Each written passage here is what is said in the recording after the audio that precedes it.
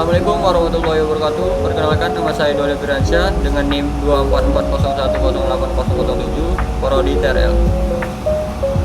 Perkenalkan, nama saya Sukma Pradipta dengan NIM 24410808006 dari prodi Teknologi Rekayasa Logistik.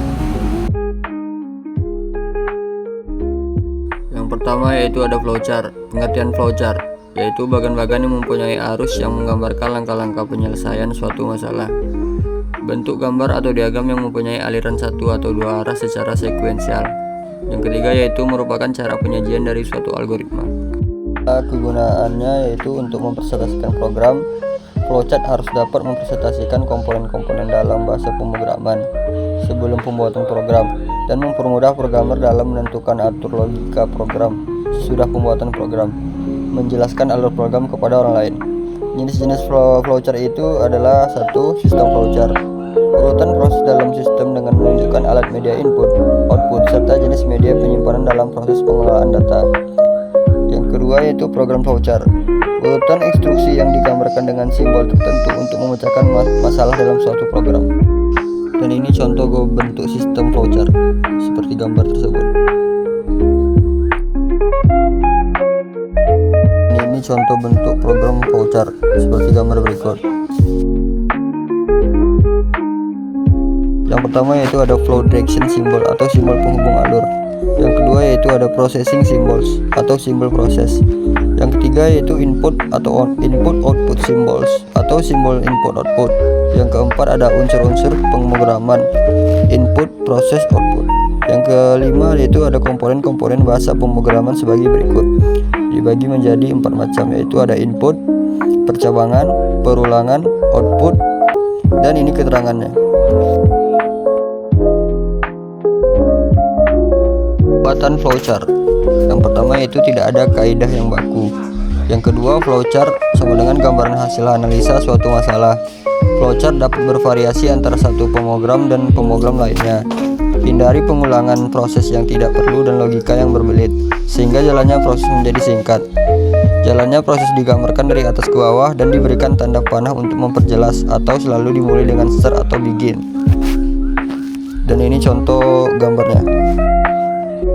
Ini beberapa contoh flowchart seperti gambar tersebut. Dasar algoritma. Yang pertama yaitu struktur sequence atau runtunan. Instruksi dikerjakan secara beruntun baris berbaris, dimulai dari baris pertama hingga baris terakhir, tanpa ada loncatan atau perulangan. Tiap instruksi dikerjakan satu persatu. Tiap instruksi dilaksanakan tepat sekali, tidak ada instruksi yang diulang. Urutan instruksi yang dilaksanakan pemroses sama dengan urutan instruksi sebagai tertulis di dalam teks algoritma. Akhir dari instruksi terakhir merupakan akhir algoritma. Ini contoh urutan instruksi yang berbeda tetapi tidak mempengaruhi hasil. Tetapi jika algoritma di atas urutan nomor 1, 2, dan 3 diubah, ditukarkan, maka menghasil keluaran yang berbeda atau tidak sama.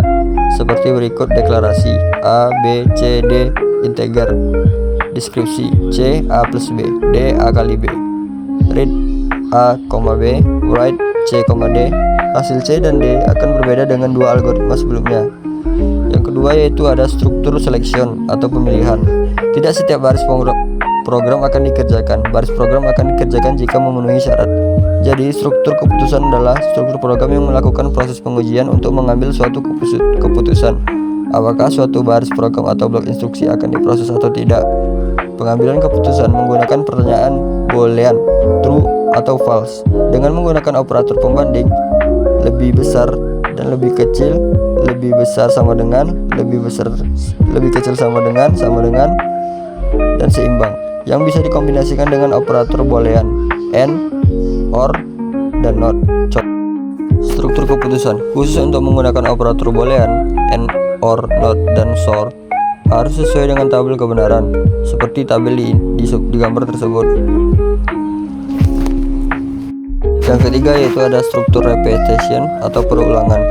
Perulangan adalah instruksi yang dapat mengulang sederetan instruksi secara berulang-ulang sesuai persyaratan yang ditetapkan.